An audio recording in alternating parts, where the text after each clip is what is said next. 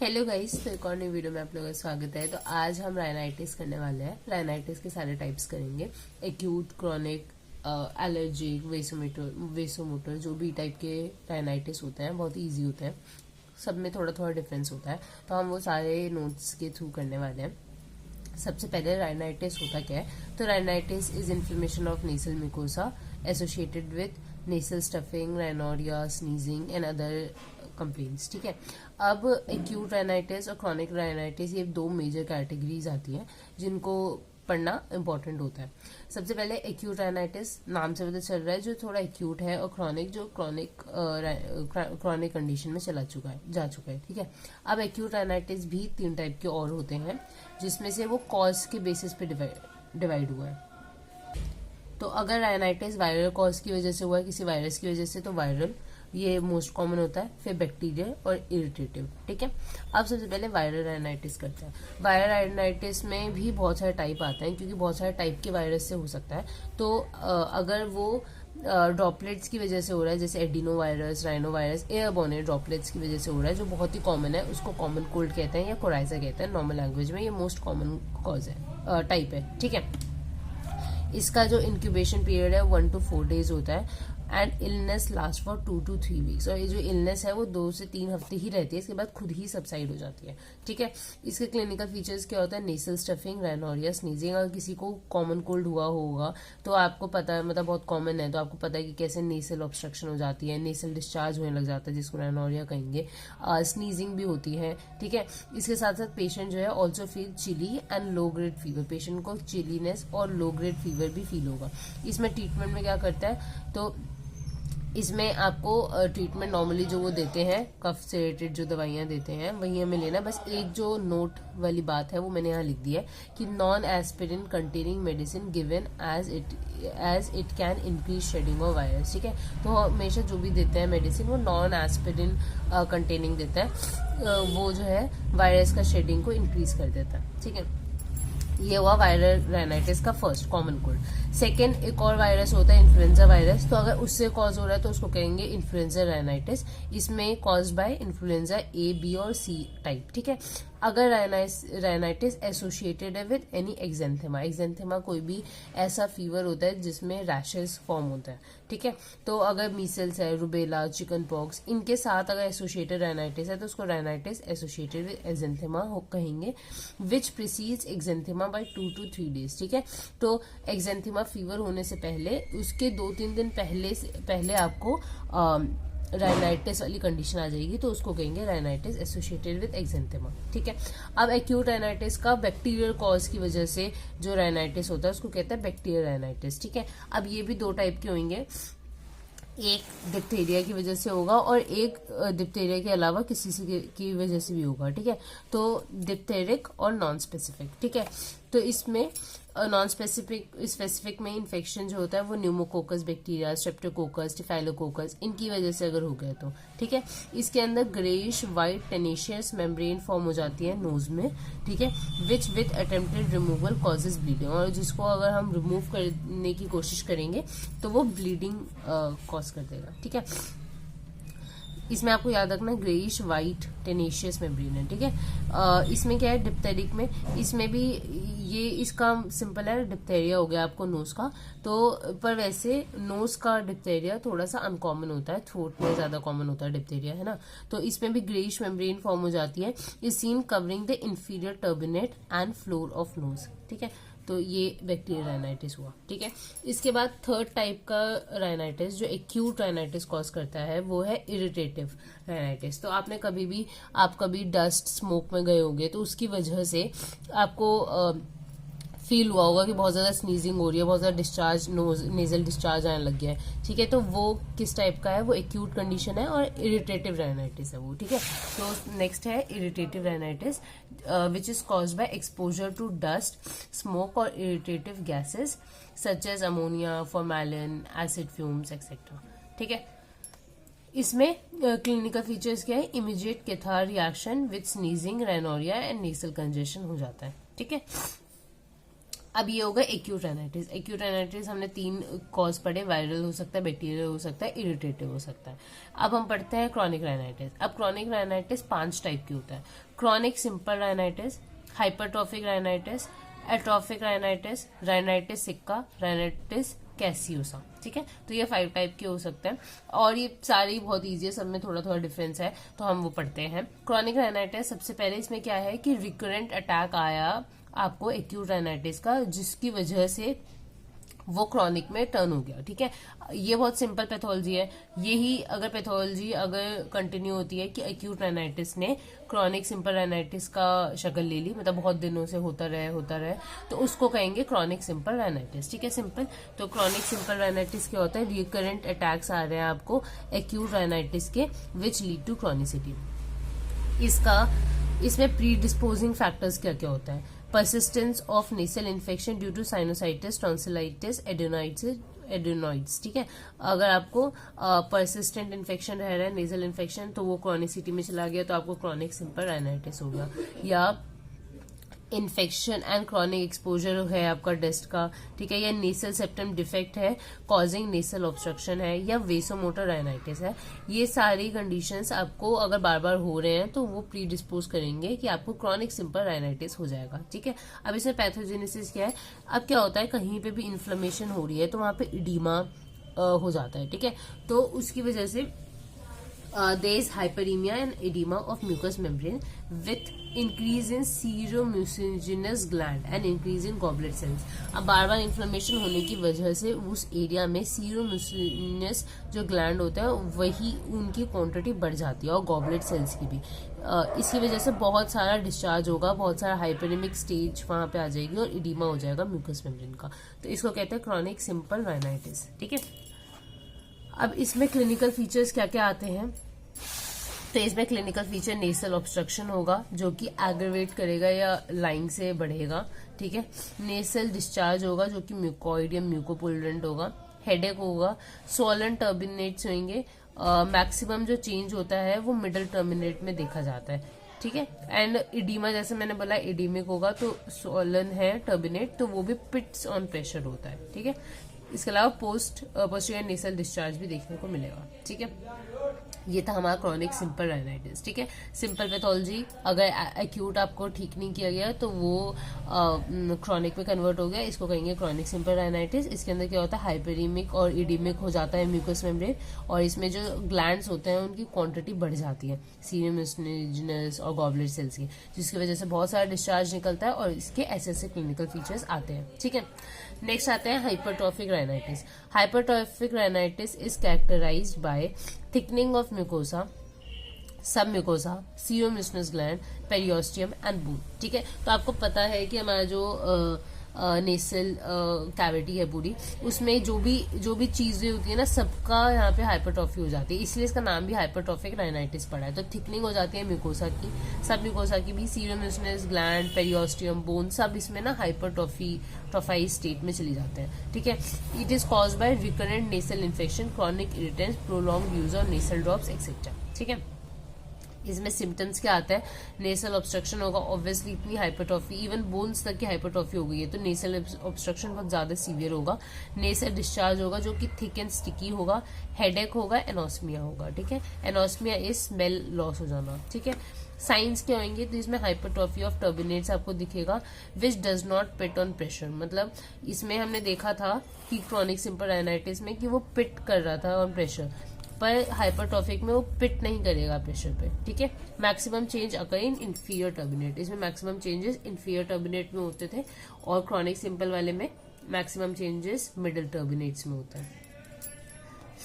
अब hypertrophic rhinitis का ही एक सब फॉर्म है कंपनसेटरी हाइपरट्रॉफिक राइनाइटिस। इसमें क्या होता है, seen in cases of marked nasal septum defect. ठीक है, इसमें क्या होता है, नेसल सेप्टम डिफेक्ट आपको पता है, उसमें एक साइड का जो कैविटी होगा उसमें तो इसके अंदर क्या होगा, जैसे आपको पता है नेसल सेप्टम डिफेक्ट में एक तरफ का जो कैविटी होती है वो ज्यादा बड़ी रूमर हो जाती है और दूसरी जो होती है वो थोड़ी छोटी हो जाती है because of the defect in the nasal septum. ठीक है, तो उसकी वजह से क्या होता है ना कि जिस साइड नहीं है उस साइड ना हाइपरट्रॉफी हो गई है, हाइपरट्रॉफी हो जाएगी टर्बिनेट्स की। तो बस यही इसी को कहते हैं compensatory hypertrophic rhinitis.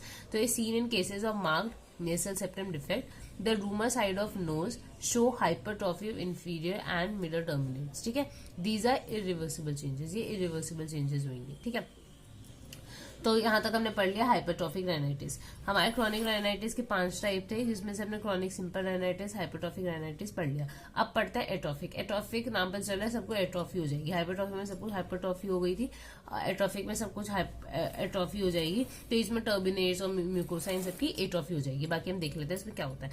Atrophic rhinitis को ओजेना भी कहते हैं। इसमें क्या है, ये क्रॉनिक इन्फ्लेमेशन है नोज की, characterized by atrophy of nasal mucosa and turbinates bone। ठीक है, तो इसमें एट्रोफी हो जाती है हमारे नेसल म्यूकोसा की, टर्बिनेट्स की, बोन्स की। ठीक है, ये सब। अब इसके अंदर होता क्या है, nasal cavity is nasal cavity disease Rumi and full of foul smelling crust. ठीक है, तो एट्रोफिक राइनाइटिस में अब कुछ वहां पे बोन्स है या जो भी टर्बिनेट्स है वो सब एट्रोफी कर रहा है, तो उसकी वजह से वहां पूरी कैविटी जो होती है ना बहुत ज्यादा रूमी हो जाती है, बहुत ज्यादा बड़ी हो जाएगी और उसके अंदर बहुत सारे क्रस्ट, वो भी फाउल स्मेलिंग क्रस्ट। ये आपको याद रखना है, कभी भी फाउल स्मेलिंग डिस्चार्ज या फाउल स्मेलिंग क्रस्ट होता है, डिस्चार्ज जैसे फाउल स्मेलिंग डिस्चार्ज भी ना ये एक बोन इरोजन की निशानी होती है। ठीक है, जैसे हम ईयर में भी पढ़ेंगे, तो ईयर में भी जब अगर बोन इरोजन स्टार्ट हो जाता है, जैसे जो वो बोन्स होती है मेलिसिनकस, स्टेपीज, उनका इरोजन या आसपास जो भी स्ट्रक्चर्स हैं उसकी वजह से वहां से भी बहुत ज्यादा फाउल डिस्चार्ज आता है। ठीक है, तो ये बहुत कैरेक्टरिस्टिक होता है। वैसे सिमिलरली यहाँ पे भी फाउल डिस्चार्ज स्मेलिंग क्रस्ट जो है वो निशानी दे रहा है कि यहाँ पे इरोजन चल रहा है बोन का भी। ठीक है, तो अब ये जो एट्रोफिक राइनाइटिस है ये भी 2 टाइप के होता है, प्राइमरी एट्रोफिक राइनाइटिस या secondary atrophic rhinitis. Primary atrophic rhinitis जो है उसके कॉजेस क्या क्या होंगे मतलब सिंपल है, इन दोनों में आपको मतलब अगर समझना हो, प्राइमरी एट्रोफिक राइनाइटिस की आपको हुआ ही एट्रोफिक राइनाइटिस है, ये इस डिजीज हुई है। सेकेंडरी एट्रोफिक राइनाइटिस आपको कोई और डिजीज हुई है उसकी वजह से आपका राइनाइटिस या आपकी जो नेसल म्यूकोसा है उसकी एट्रोफी होगी, तो वो सेकेंडरी एट्रोफिक राइनाइटिस होता है। जैसे कि बहुत कॉमनली लेप्रेसी और सिफिलिस, इन सारी कंडीशन में क्या होता है ना कि नेसल म्यूकोसा पूरा डिस्ट्रॉय हो जाता है, तो वो एट्रोफिक राइनाइटिस में आएगा सेकेंडरी वाला। ठीक है, प्राइमरी इज कि आपको हुआ ही एट्रोफिक राइनाइटिस ही है। ठीक है, तो अब हमें पता है कि प्राइमरी एट्रोफिक राइनाइटिस का मतलब majorly, sorry guys for so much disturbance. ठीक है, तो हम प्राइमरी एट्रोफिक राइनाइटिस पढ़ रहे हैं, तो इसके कॉजेस आप इसके कॉजेस हर्निया से याद कर सकते हैं, मतलब हर्निया एक निमोनिक से। एच से आएगा हेरिडिटी फैक्टर, कोई हेरिडिटी फैक्टर उसकी वजह से एट्रोफी हुई है राइनाइटिस की।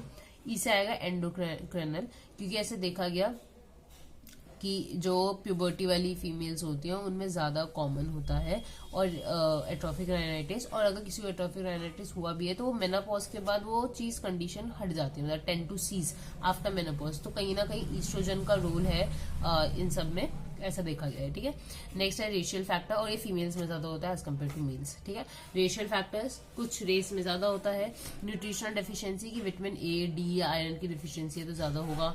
इन्फेक्टिव में क्लेप्सेला, डिप्थेरॉइड्स, प्रोटियस, इकोलाई, इन सब का अगर आपको इन्फेक्शन हुआ है कभी तो होने के चांसेस है। इसके अलावा ऑटो इम्यून, ये प्रोसेस देखा गया कि ये ऑटो इम्यून है। ठीक है, अब इसमें पैथोलॉजी के इसमें होता क्या है, तो इसमें क्या है कि हमारे नोज के अंदर पूरे म्यूकोसा में सिलिएटेड कॉलमनार एपिथेलियम प्रेजेंट होता है, जिसको जो रिप्लेस कर दिए जाते हैं बाय स्ट्रैटिफाइड स्क्वैमस टाइप। ठीक है, तो सिलिएटेड कॉलमनार आप समझ सकते हो बिल्कुल ऐसे सीरिया लगे होंगे, है ना, और उसको रिप्लेस कर दिए गए हैं फ्लैट सेल से जिसके ऊपर कोई सीलिया नहीं है। ठीक है, तो इसकी वजह से ही वहां पे बिल्कुल ऐसा नहीं कि वहां के पूरा म्यूकोसा ही उड़ गया है, ऐसा नहीं होता, वो रिप्लेस कर दिया गया है इसकी वजह से। और आप जब नेसल म्यूकोसा को देखोगे तो बहुत ज्यादा एट्रोफी दिखेगी उसमें। इसके साथ ही जो ग्लैंड्स होते हैं वो भी श्रिंक हो जाते हैं, उनकी एट्रोफी हो जाती है, और पैरानेसल साइनसेस जो होती है वो भी श्रिंक हो जाती है। ठीक है, अब इसके क्लिनिकल फीचर्स क्या है, इस फाउल स्मेल आएगी नोज में से, नेसल ऑब्स्ट्रक्शन लगेगा, एपिस्टेक्सिस होगा when crust is removed, greenish और greyish black dry crust form हो जाएंगे और टर्बिनेट्स की एट्रोफी हो जाएगी। तो ये आपके क्लिनिकल फीचर्स आपको दिखेंगे प्राइमरी एट्रोफिक राइनाइटिस में, ठीक है। अब सेकेंडरी एट्रोफिक राइनाइटिस क्या है, इसके अंदर क्या है कि अगर आपको राइनाइटिस हो गया, एट्रोफिक राइनाइटिस हो गया after any infection like syphilis, leprosy, scleroderma, इनकी वजह से आपके जो अंदर के ग्लैंड्स हैं नेसल म्यूकोसा उनकी एट्रोफी हो गई है, या ठीक है, तो इसकी इनकी वजह से डिस्ट्रक्शन नेसल म्यूकोसा में हो गया है, तो इसको कहेंगे सेकेंडरी एट्रोफिक राइनाइटिस, ठीक है। नेक्स्ट के जो दो बचे हैं, एक है राइनाइटिस सिक्का, एक है राइनाइटिस कैसियोसा। इन दोनों के कैसे ये कॉज होते हैं, ठीक है, वो इतना नहीं डिफाइन कर रखा है, ना ही ये भी नहीं इतना डिफाइन कर रखा कि इनकी पैथोजेनेसिस क्या है। जस्ट इनके बेसिस की ये कहाँ होते हैं, और जैसे राइनाइटिस सिक्का तो बता दिए कि ये जो है ऐसे पेशेंट जो बहुत ज्यादा हॉट ड्राई वेदर में रहते हैं उनके अंदर पूरा ड्राई हो जाता है, पूरा क्रस्ट फॉर्म हो जाता है नोज में, उसकी वजह से, और स्क्वैमस मेटाप्लेजिया हो जाता है, उसकी वजह से राइनाइटिस सिक्का हो जाता है। राइनाइटिस कैसियोसा क्यों होता है इसका कोई दे नहीं रखा, जस्ट बोला गया है कि it is a sequel of chronic sinusitis, ठीक है। तो ये आपको याद रखना है। आपको बस एक दो चीजें जो मेन रखनी है याद रखनी है दोनों में, वो ये है कि राइनाइटिस सिक्का जो है इसको क्रस्ट फॉर्मिंग डिजीज कहते हैं, ठीक है। तो इसके अंदर क्रस्ट फॉर्म हो जाते हैं पूरे नोज में, ठीक है, और ये ऐसे पेशेंट्स में होता है जिसमें हॉट ड्राई या डस्टी सराउंडिंग्स में वो रहता है बहुत ही कंटिन्यूसली, ठीक है। और इसमें जो कंडीशन है वो कन्फाइंड रहती है एंटीरियर 1/3 ऑफ नोज में, ठीक है, पर्टिकुलर नेसल सेक्टर। इसमें क्या होता है, स्क्वैमस मेटाप्लेजिया हो जाता है, ciliated columnar epithelium squamous epithelium में कन्वर्ट हो जाता है, और एट्रोफी हो जाती है सीरोम्यूसिनस ग्लैंड की, ठीक है। आपको बस इतना ही याद रखना है राइनाइटिस सिक्का के लिए। राइनाइटिस कैसियोसा में क्या होता है कि इसके अंदर ना आपको जो चीज याद रखनी है, कैसियोसा से रख सकते हो कि इसके अंदर ना नोज से चीजी मटेरियल ऊज आउट होता है, ठीक है। तो सबसे पहले ये यूनिलैटरल है, यूजुअली यूनिलैटरल होता है और मोस्टली इफेक्ट करता है मेल्स को। इसमें जो नोज होता है उसमें ऑफेंसिव पुल्ड डिस्चार्ज आता है एंड चीजी मटेरियल निकलता है, occur possibly after chronic sinusitis and bony walls और साइनस में बी डिस्ट्रॉय, ठीक है। इसमें बोनी वॉल जो होता है में बी डिस्ट्रॉय हो जाएंगे, ठीक है। इसके बाद हमें बचता है एलर्जिक राइनाइटिस और वेसोमोटर राइनाइटिस। तो अब देखते हैं एलर्जिक राइनाइटिस क्या होता है। बहुत ही सिंपल चीज है, जो भी हमने पढ़ा राइनाइटिस में, जो भी इन्फ्लेमेशन हो रही है नेसल म्यूकोसा की, वो अगर आईजीई मीडिएटेड हो गई तो उसको हम एलर्जिक राइनाइटिस कहेंगे, सिंपल। अगर कोई भी एलर्जन आ रहा है, ठीक है, जो कि नॉर्मल है हम लोगों के लिए, लेकिन उसकी वजह से बॉडी में आईजीई मीडिएशन स्टार्ट हो गया, ठीक है, और रिएक्शन स्टार्ट हो गए, उसकी वजह से नेसल म्यूकोसा ने रिस्पॉन्स शो किया, उसका इन्फ्लेमेशन हो गया, तो उसको एलर्जिक राइनाइटिस कहेंगे, सिंपल, ठीक है। अब यही लिखा है, it is an IgE mediated immunological response of nasal mucosa to airborne allergen and is characterized by watery nasal discharge, nasal obstruction, sneezing, itching in nose, ठीक है। अब ये दो टाइप के होता है, सीजनल और पेरिनियल। सीजनल होता है कि कोई किसी एक सीजन में ज्यादा कॉमन है, पेरिनियल की थ्रू आउट हो रहा है, ठीक है, तो ये कॉमन है। अब इटियोलॉजी, इसमें इटियोलॉजी दो कॉज क्या, तो इनहेलेंट हो सकता है या जेनेटिक प्रीडिस्पोजिशन हो सकता है। इनहेलेंट एलर्जन मतलब कि आपने कुछ इनहेल किया, एयरबोर्न है, ठीक है, और उसकी वजह से आपको यही स्नीजिंग ये सब स्टार्ट हो गया।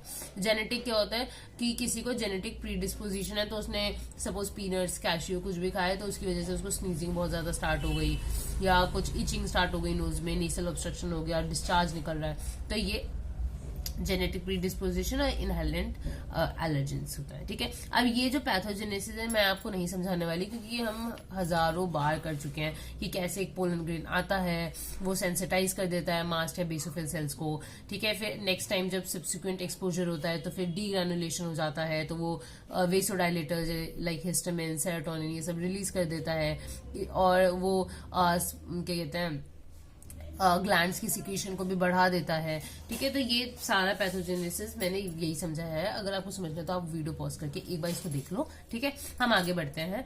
तो ये चीज होती है।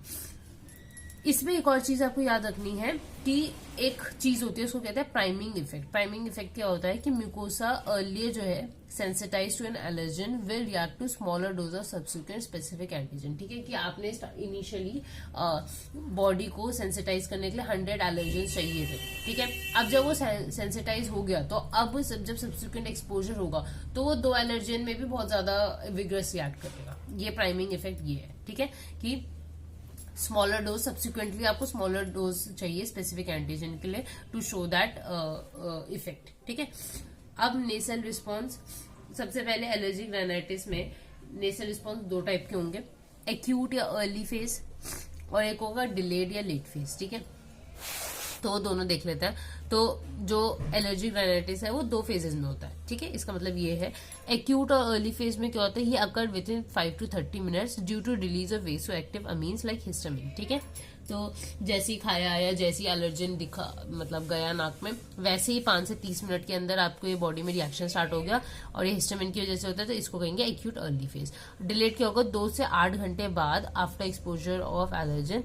इसमें क्या होता है, infiltration of inflammatory cells like eosinophils, neutrophils, basophil, monocyte, इन सब की वजह से पूरी बॉडी में रिएक्शन स्टार्ट हो जाता है, ठीक है। तो ये दो फेजेस में होता है। अब एलर्जिक राइनाइटिस के क्लिनिकल फीचर क्या है, पैरोक्सिस्मल स्नीजिंग आती है 10 to 20 times at a time, ठीक है। नेसल ऑब्स्ट्रक्शन हो सकता है, वाटरी नेसल डिस्चार्ज होगा और इचिंग होगा, ठीक है। अब इसके कुछ साइंस होते हैं, ठीक है, तो वो अब साइंस हम देखते हैं कि क्या क्या होते हैं।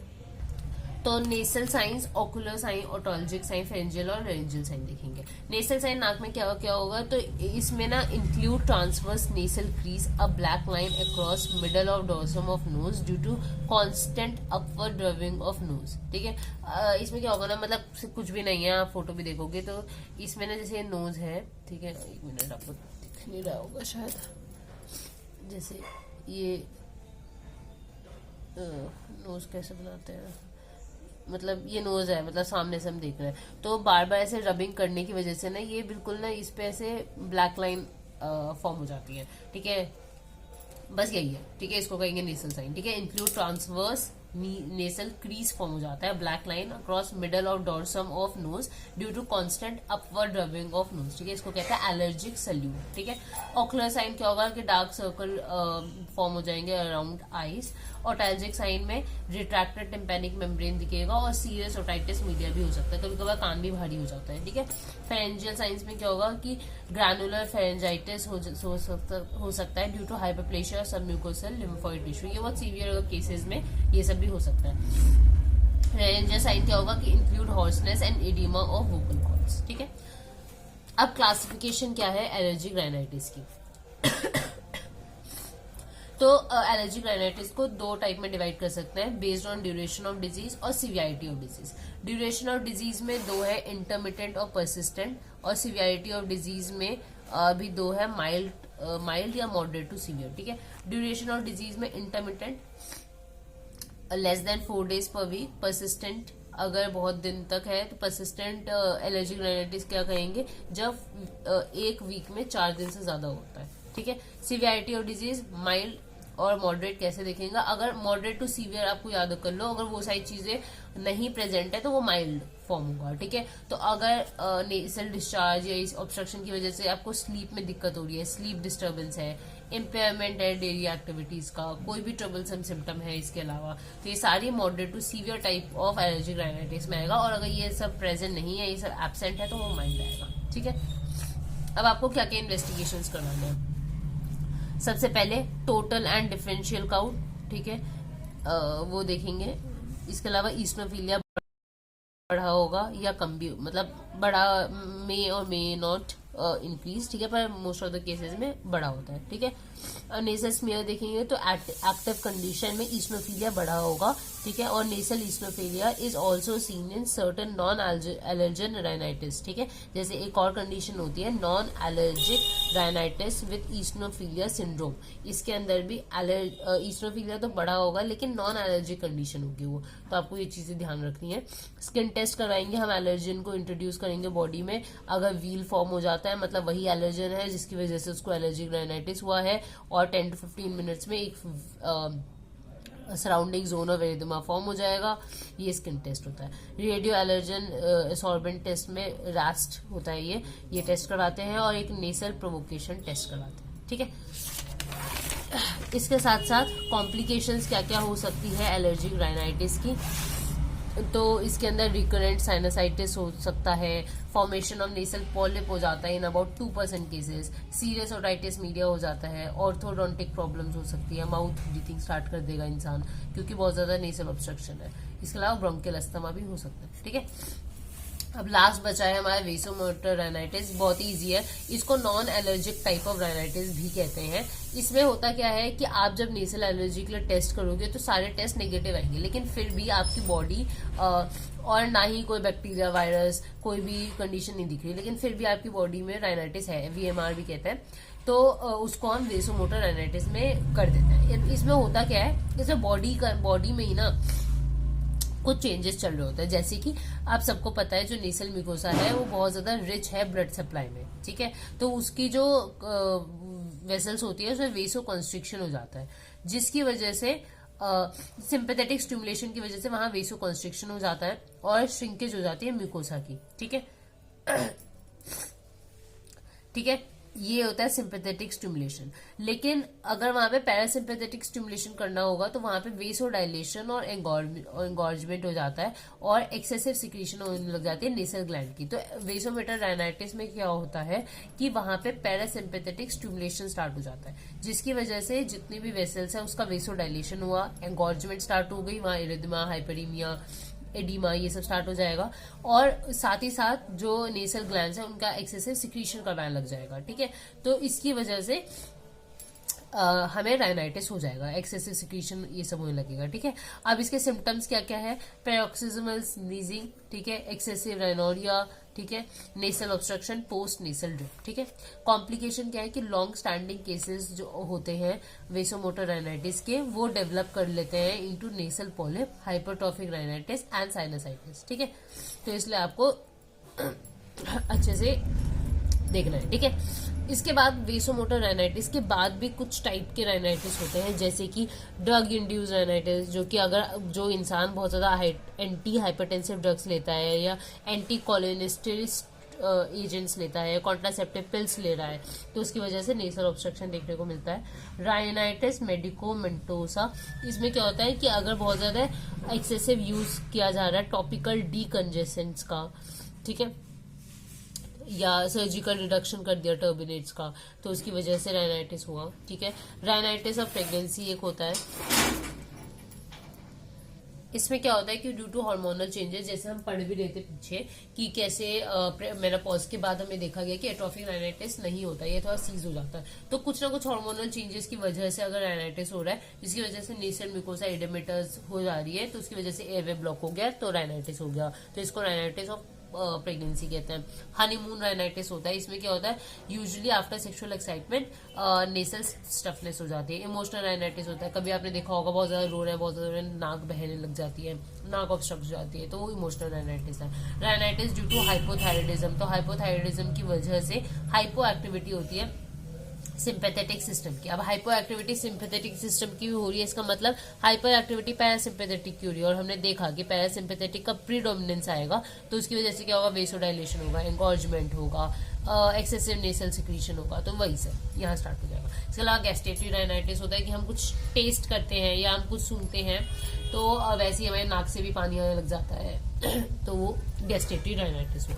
ठीक है, तो ये था हमारा राइनाइटिस वाला कंडीशन। आई होप आपको समझ आया होगा राइनाइटिस क्या है, और बहुत ही कॉमन राइनाइटिस होता है। ठीक है, बहुत ही कॉमन राइनाइटिस आपको मिल जाएंगे, तो इसलिए मैंने राइनाइटिस कराया। आई होप आपको समझ आया होगा। और हम साथ ही साथ ना कान के भी, जैसे ओटाइटिस मीडिया और बहुत सारे बहुत ही कॉमन कंडीशंस हैं और बहुत ही इंपॉर्टेंट कंडीशंस हैं, क्या कहते हैं, एग्जाम पॉइंट ऑफ व्यू के लिए, तो हम वो भी करेंगे। थ्रोट के भी करेंगे, एडिनॉइड्स, और मेरी आवाज़ चली गई है, तो आई होप हम नेक्स्ट वीडियो में जल्दी मिले। तो bye guys, I hope you like this video, bye bye.